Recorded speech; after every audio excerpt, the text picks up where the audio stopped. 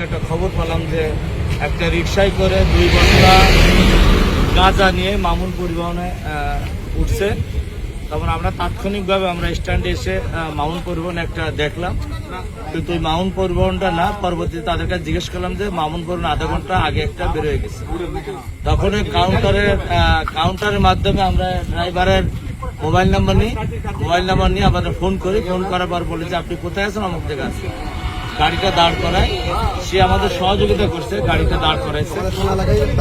আমাদের এটা হচ্ছে প্রায় পয়েন্ট থেকে কিছু দূর একটু সামনে যে কাঠুর ইউনিয়নে আমরা যে এই মালামালগুলো কই।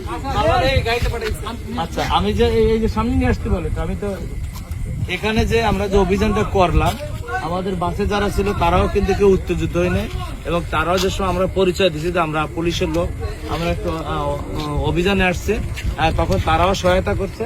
এবং আমরা অভিযান করে আমরা 9 প্যাকেট অর্থাৎ 8 প্যাকেট দৃশ্যমান এবং 1 প্যাকেটের ভিতরে 2 প্যাকেট গাঁজা অর্থাৎ 9 প্যাকেট গাঁজা আমরা উদ্ধার করতে সক্ষম হয়েছি। এবং এই গাঁজাটা যেহেতু এখানে